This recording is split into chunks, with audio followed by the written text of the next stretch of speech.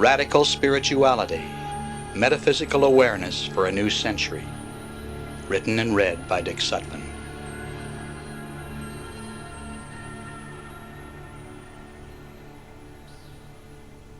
Chapter 1. Life is Spirituality. And I'd like to introduce this chapter with a quote by D.T. Suzuki. Among the most remarkable features characterizing Zen, we find these: spirituality, directness of expression, disregard of form or conventionalism, and frequently an almost wanton delight in going astray from respectability. In the early 70s, my martial arts sensei introduced me to Zen, which led to an exploration of reincarnation, which led to studying the occult, which led to establishing a hypnosis research center, which led to writing books.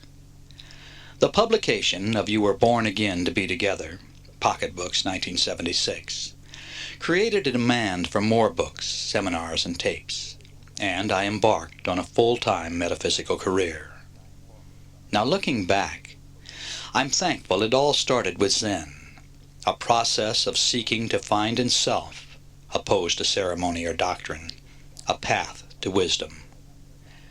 Zen is neither a religion nor a philosophy, but a way of liberation, a game of discovering who you are beneath the social masks. The Zen trainee is encouraged to leap into the unknown and find the true self within. The true self is found when the fearful self is renounced. Zen exists today because it was embraced by the samurai who valued a mentally independent and spiritually powerful way of being.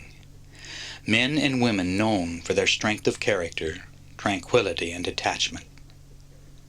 In their acceptance of reincarnation, they rose above the fear of death. In studying reincarnation, I found that karma explained the injustice and inequality in the world. No religion or philosophy could offer any other acceptable explanation. And my spiritual cup began to fill. Now, while samurai men are remembered for their bravery and swordsmanship, they also express their feminine side with art and poetry. All abilities were developed to transcend the feeling that I am doing it, by ceasing to dwell upon winning or losing. You simply do your best, responding to an inner direction that carries you effortlessly through the experience.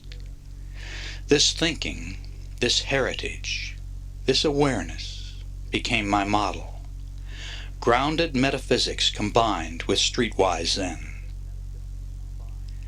With this background, I find it difficult to relate to such concepts as a harmonic convergence, earth change prophecy, conspiracies, UFOs, the inner child, and lovey-dovey wonderment.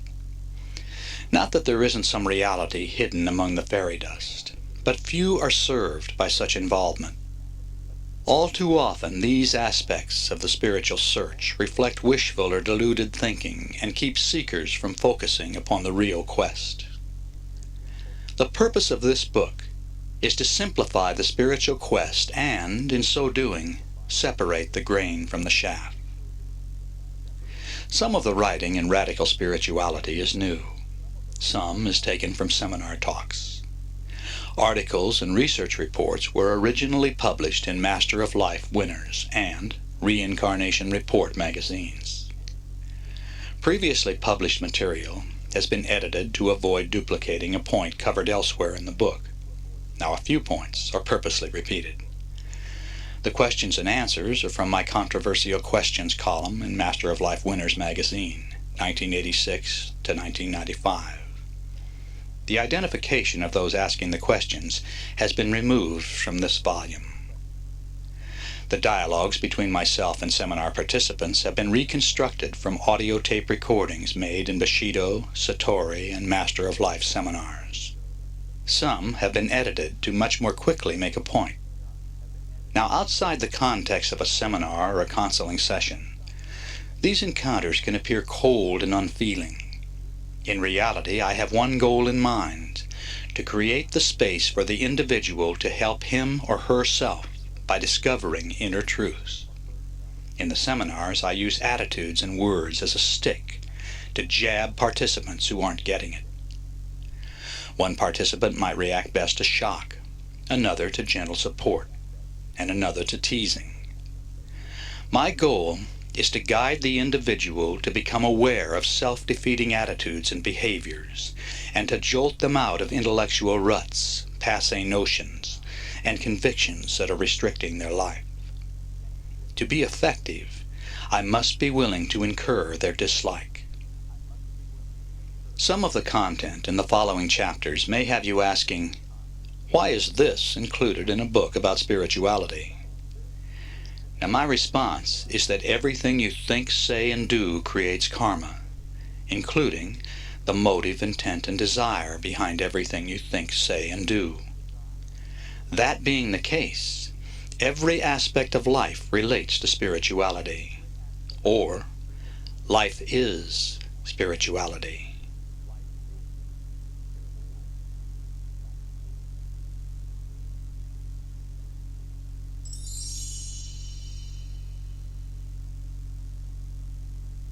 Chapter 2. An introduction to a Master of Life viewpoint in dialogues. And here's the first dialogue. I came into this workshop angry with you about things you've written, and now I'm even more upset, said Angela, a woman in her early 40s with short-cropped brown hair. She hid excess weight beneath a loose-fitting dress and shawl. 200 people were gathered in the hotel ballroom. Angela spoke into a microphone, her voice reverberating through the room. Do you want to tell us why you're angry, Angela? I said.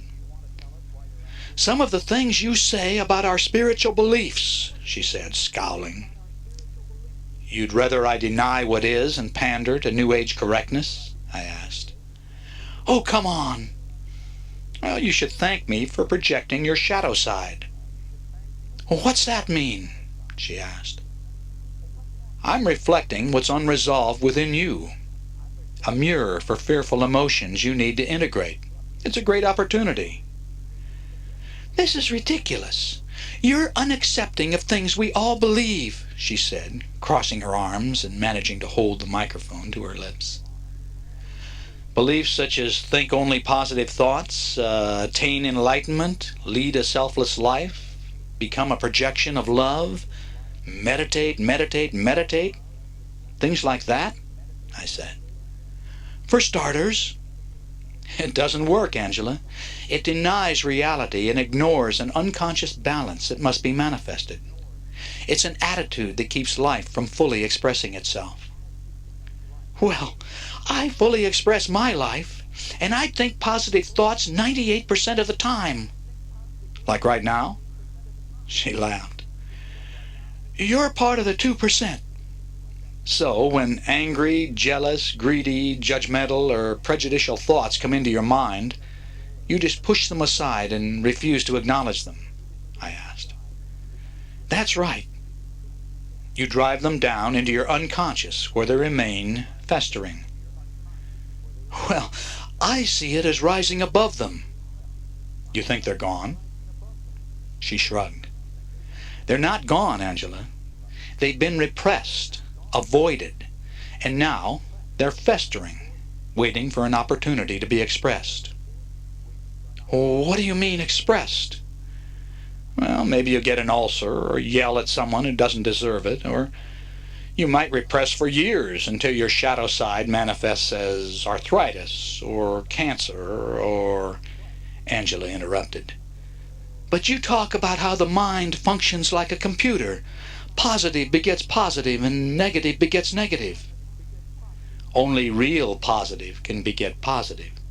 When you limit the expression of life, you're repressing, which begets negative. Well, how do you get around it? She said, her frustration evident. If you feel anger, but deny or refuse to express it, you're repressing, which is fear. But to recognize the anger and dismiss it without emotion is an expression of detached mind. True detachment can only result from expanded awareness. I turned my attention to all the seminar participants. When you draw boundaries and say, "I'll never think negative thoughts," or "I'll always do this," or "I'll never do that," you pit your willpower against your unconscious, but it never works. Your unconscious will always find a way to balance life. All right, here's dialogue number 2. "How can you put down selfless service?" said Janie, a woman of about 50 with long graying hair. She wore several bold pieces of Native American jewelry. "It doesn't exist," I said. "Oh, really? Well, I've devoted the last 5 years of my life to taking care of my dying father. I would have much rather have enjoyed myself and dated and taken some vacations." "What would you think of a daughter who left her father to die with uncaring strangers, Janie?" "Well, someone utterly lacking in compassion, who is also creating negative karma." "You see yourself as being a loving, compassionate daughter?" "Yes." "And you would have felt terribly guilty if you had refused to take care of your father." "Well, he doesn't have anyone else." "And you certainly don't want to create negative karma." She shook her head. "So, you did it for yourself, Janie. Just like everyone else on the planet, you lived up to your self-image of being a good daughter, and you avoided painful guilt. Your father was served, but you did it for yourself." There was no response. "You can stop fooling yourself about why you do what you do." Still no response. "You can stop waiting for a gold star." Okay. Here's dialogue number 3. "Most of you are seeking enlightenment, and you think you're going to find it by looking under a white light or through some cosmic foo-foo spiritual discipline," I said, noticing a few scowls. Many of the seminar participants began crossing their arms, signaling closed communications. I pushed harder. "First of all, there is no such thing as enlightenment. You're going to have to settle for self-actualization." "This is ridiculous," said a young man in his mid-20s. He had raised his hand, and without waiting to be acknowledged, stood and began speaking even before the support team member arrived with a microphone. "I've been studying spirituality for 6 years, and I didn't come here to be told that there's no such thing as enlightenment." I walked up the aisle until close enough to read his name tag. "Sorry, Phil, but many of the things you believe are not true. You've accepted beliefs about people and philosophy and truth that have helped you to survive. But you've been conned, and so has everyone else in this room." "You don't know anything," Phil sputtered. "I know that the level of your success in life will depend upon your ability to let go of fear and mistaken beliefs." "Well, I know absolutely that there are many enlightened souls on the earth, and obviously you aren't one of them," Bill said. "No, I'm not, but I'd like you to show me one. Are you speaking of the big names in the spiritual field, the famous Oriental or Middle Eastern gurus, or the best-selling metaphysical authors, or the channelers, or the human potential leaders?" "Sure," he said. "I don't think so, Phil. Many of these people are personal friends who are doing wonderful work, and many are certainly self-actualized, but not enlightened. At least a dozen other leaders in the New Age human potential field have been involved in major public scandals in the last few years. I'm afraid that those who claim to be enlightened aren't." "Well, maybe we don't define enlightened the same way," Phil said. "Well, wouldn't an enlightened soul have attained freedom from the self? Freedom from domination by their addictions, obsessions, dependencies, and passions? And wouldn't he have resolved or integrated his fear-based emotions?" Phil nodded. "Enlightenment isn't some thing to attain, Phil. Enlightenment is freedom from the self, which is an absence of fears, or, in the least, the ability to experience fear without responding to fear." "Just semantic games," Phil said, scowling. "I'm trying to make a point. There is no such thing as enlightenment. It's a non-thing, an absence, I said. Well, there are a lot of people who have attained freedom from the self, Phil said firmly. Really? People who never get upset by circumstances or the actions of others. They never judge others. They totally accept what is. They never take anything personally. They never smile when they don't feel like smiling. What do you mean, smile when they don't feel like smiling? Phil interrupted. If you smile when you don't feel like smiling, you're not being direct and honest in your communications. You're wearing a mask and repressing who you really are. And that's just a little bitty fear, but fear nonetheless. You fear that others won't like you if you don't smile, or you'll feel uncomfortable if you don't make them feel more comfortable, or... Got it, Phil said, sitting down. And here's dialogue number 4. Returning my attention to all the seminar participants, I said, for years I've been telling people that from a karmic perspective, fear-based emotions are nothing more than delusions programmed by current life and past life experiences. As you become self-actualized, you become aware of what is and let go of the fears. Your earthly purpose, then, can be simplified down to just 4 words. Cast away your delusions. Or, if you prefer, learn to let go. Take your choice. It amounts to detachment. To be more accurate, when talking about integrating fears, I should say, your earthly purpose is to integrate the neurotic fears that keep you earthbound. Examples of neurotic fears are prejudice, aggressiveness, anger, selfishness, jealousy, hate, repression, envy, greed, possessiveness, guilt, and fear of intimacy, loss, abandonment, failure, loneliness, success, and power, just to name a few. To avoid a bear in the woods, and to stay out of the wrong part of town at night, or to refrain from addictive drugs, are fears based upon real dangers. By contrast, neurotic fears are based on issues you have failed to integrate on a soul level, which keep you from experiencing wholeness. As an example, let's say you're prejudiced towards East Indians. Now they somehow represent a subjective threat. And when an East Indian couple moves next door, at first you're upset and reticent about contact. But there's no way to avoid meetings as you come and go and water the lawn and pick up your mail. In time, you grow to like your new neighbors, and they become friends. The fear is integrated, replaced by a greater potential to enjoy life, and you are one step closer to wholeness. In this situation, it would be accurate to say, love let in what fear shut out, or integration resulted in detachment, or integration is detachment. It follows that your current problems are rooted in one or more fear-based emotions. The fears go back to unintegrated issues, and they are your karma, the soul lessons you've reincarnated to learn. Okay, here's dialogue number 5. How is anyone ever going to integrate all their fearful emotions?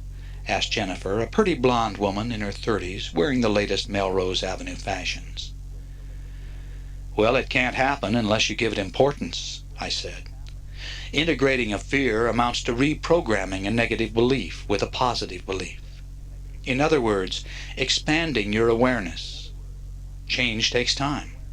You have to work at it. But it's such a difficult task. Why even bother? Because your life will work better and better in direct relationship to your ability to integrate your fears. Even a little effort at understanding will result in improvements. I'm sure that you'd claim that fighting with my husband is based on fear, she said. Sure. You want approval or control, or you wouldn't fight. Both actions are manifestations of the fear of not getting what you want. I don't understand. Well, you want your husband to approve of your actions or reactions, or you want to control his actions or reactions. He wants the same thing. Well, I want him to stop criticizing me. So you want to control his actions. Well, I guess so, if that's what it takes to get him to stop. Well, now you make my point, Jennifer. But let's take this a little further and explore it from a self-actualized viewpoint. Is your husband normally a critical person? Yes, he's always been critical of everything and everybody. Always? Then do you think he's going to change? Not really. You married him knowing that he was a critical person. Yes, but do you want out of the marriage? No, absolutely not. I love him. Okay, you can't change another person. He has to want to change and be willing to work at it.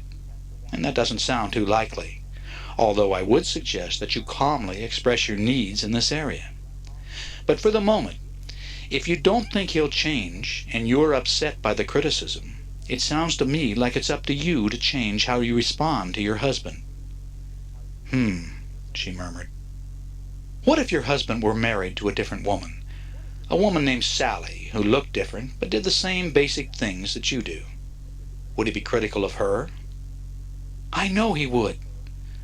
Then the problem is taking the criticism personally.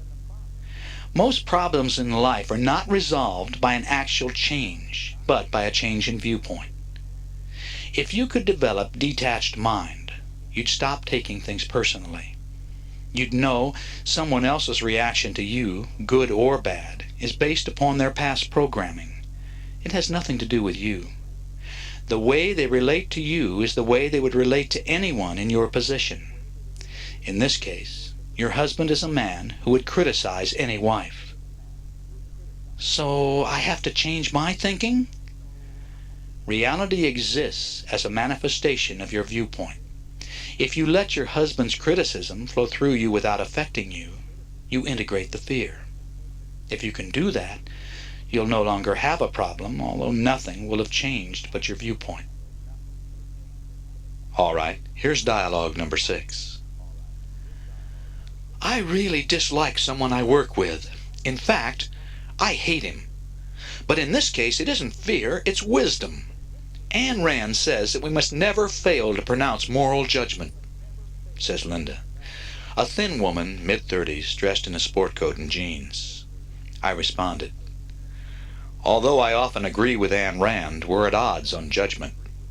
But if you're a fan of hers, you also know she says that hatred is generated by profound self-doubt, self-condemnation, and fear. Hate generates programming that will draw what you hate back to you. What you resist, you attract, because you need to learn from it.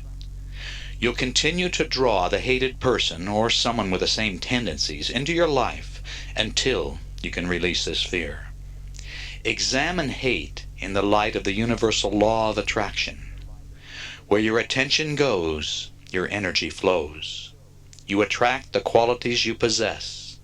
If you want peace and harmony in your life, you must become peaceful and harmonious.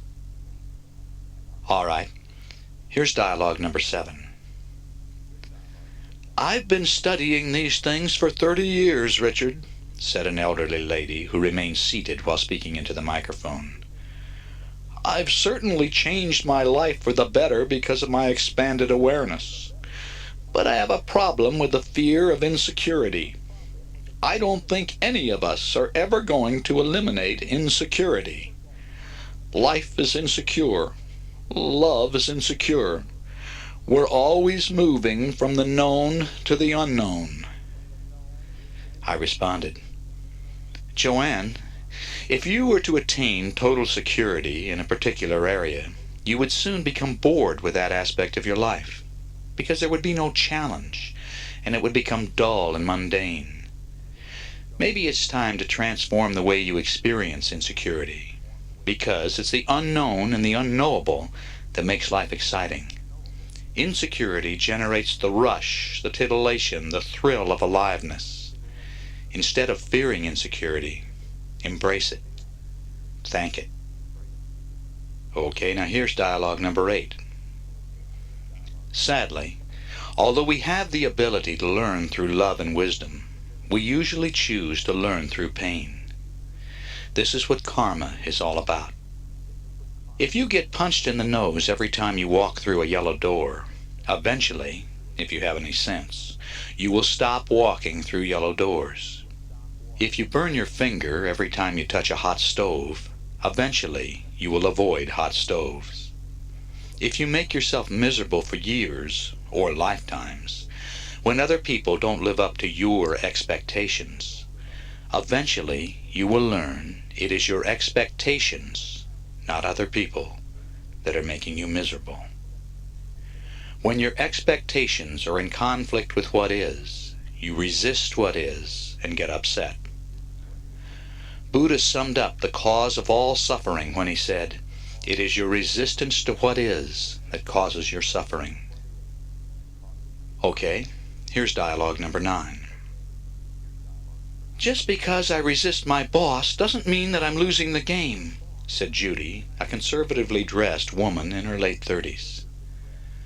"Well, it does if you're being passed over for promotion," I replied. "But my boss is an idiot."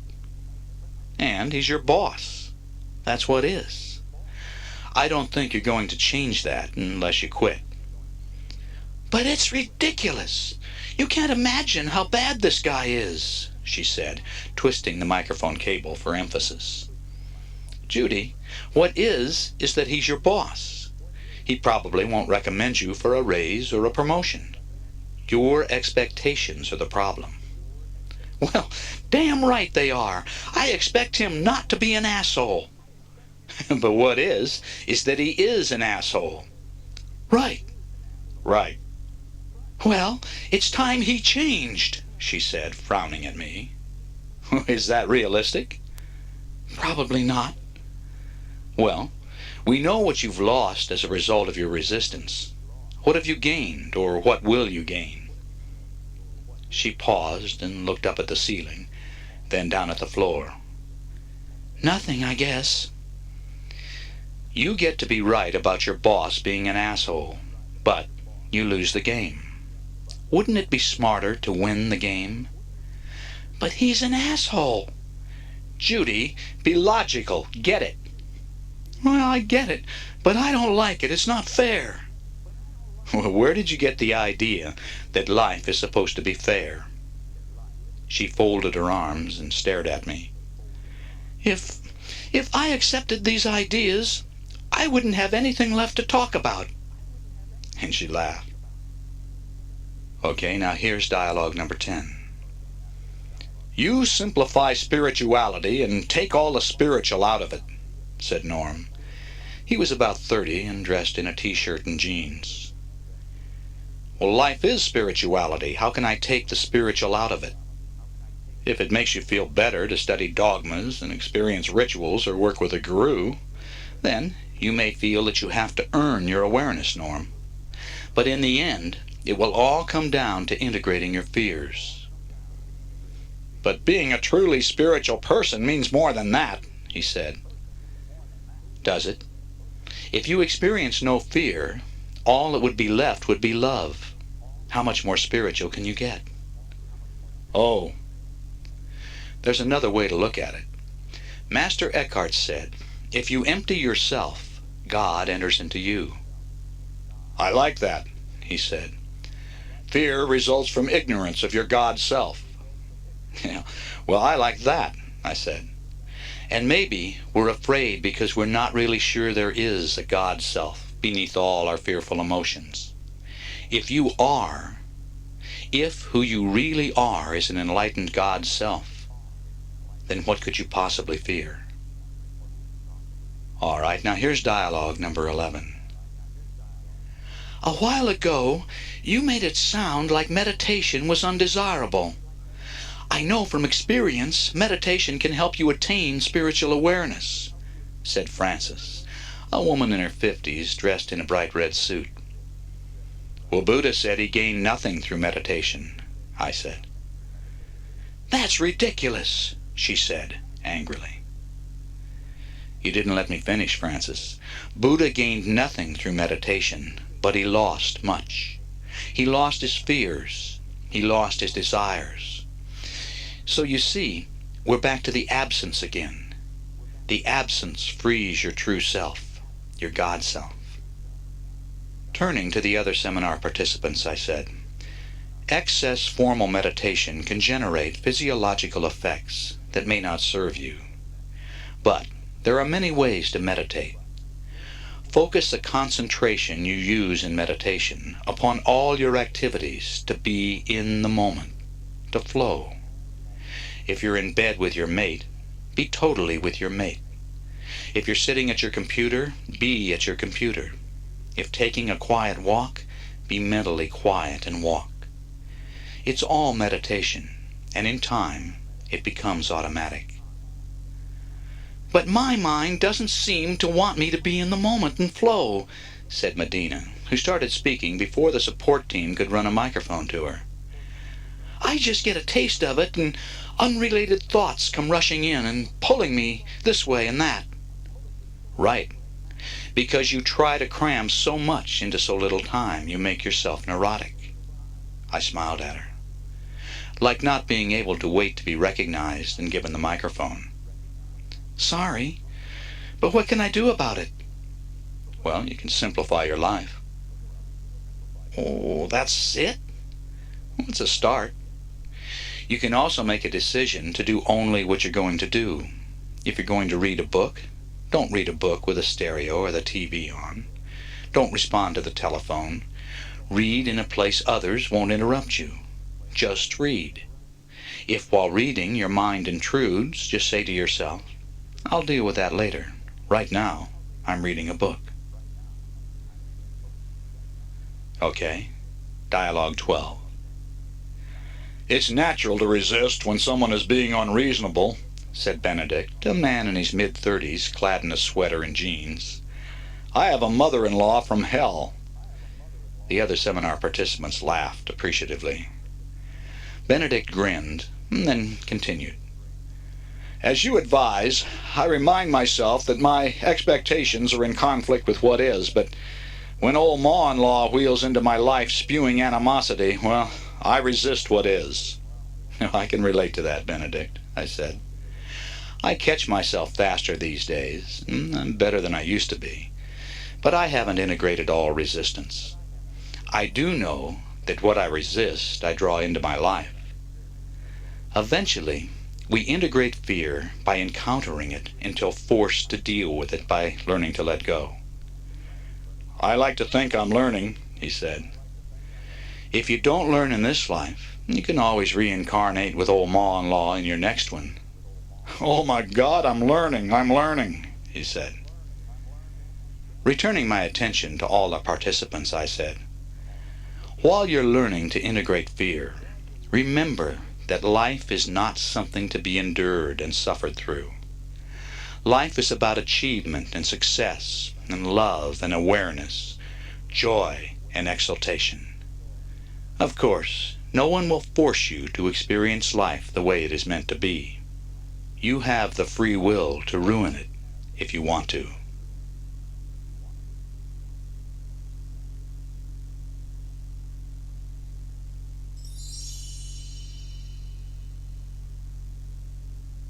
Chapter 3. Life Isn't Fair. Karma is not a halfway proposition. It either is or isn't. Life is meaningless, or there is some plan behind existence. Now, if there's a plan, then an intelligence must have created the plan. Call the intelligence God, universal mind, an energy gestalt, the collective unconscious, all that is, divine mind, or any other name that you can relate to. If there is a plan, wouldn't justice be part of the plan? But look around. Where is there justification for all the misery and inequality? How can you justify child abuse, mass starvation, rapes, murders, wars, and people ripping people off and seemingly being rewarded for it? Now karma can explain it all. Show me any other religion or philosophy that can. Karma rewards and punishes. a multi-life debit and credit system that offers total justice. Now, either absolutely everything is karmic, or nothing is karmic. Accept or reject the concept of karma, but it's senseless and confusing to accept a halfway proposition. My research shows that neither God nor the lords of karma bestow your suffering.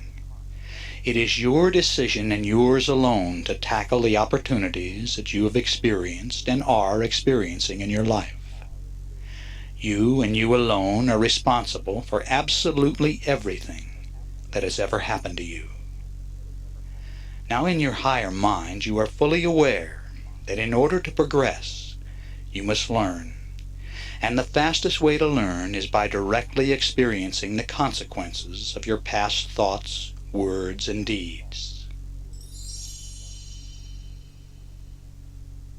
All right, now I'm going to go ahead and respond to some questions that have been asked in my magazine, Master of Life Winners.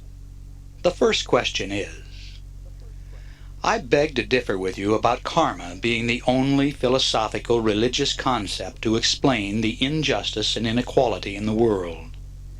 The Christian Bible says that God works in mysterious ways, and it foretells that those who have suffered will receive their rewards in heaven.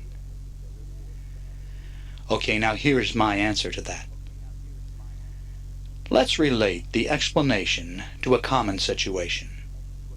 Take the case of two boys born on the same day in different parts of the world.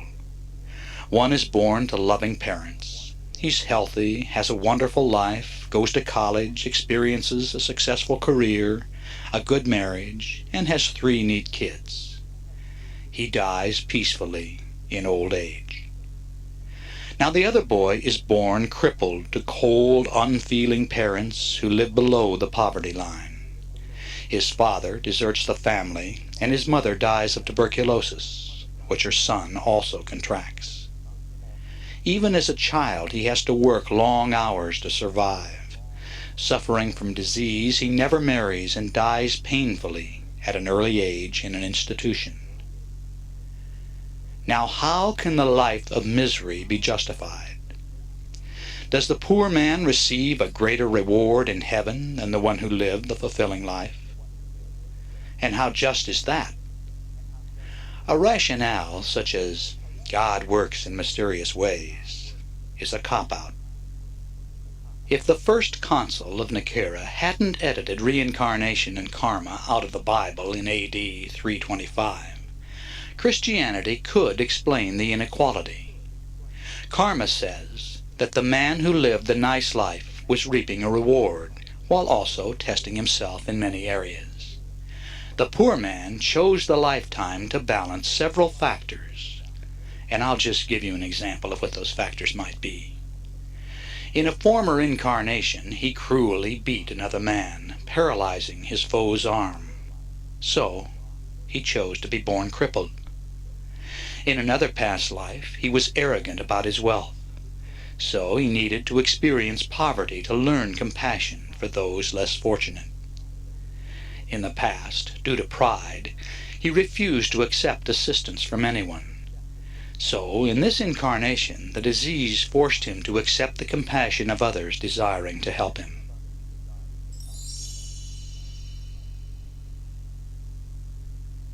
All right, now here's an editorial about karma that I wrote for the magazine in September of 1993. Here's one of my favorite metaphysical axioms. You are what you think, having become what you thought. In other words, cause and effect, or karma, begins with your thoughts, which are then expressed as words and deeds. Karma means balance, and the supreme potential of balance is harmony. So, we're all here on earth to attain harmony, and our karma is self-imposed testing to see if we've learned to respond to life harmoniously. Now, if you're like me, it's difficult to remember this when angry, fearful, or lacking confidence. The key is to remind myself that wisdom erases karma.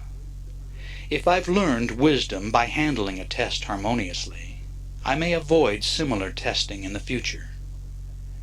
Of course, this is easier said than done, because it doesn't work to repress your emotions in the process. You may hide your fear and develop an ulcer. I think harmony begins with logical understanding. If I handle this situation harmoniously, my life will get better. If I handle it fearfully, I will generate more of the same. Since it's dumb to create more pain, I'll go for harmony. And the logic helps.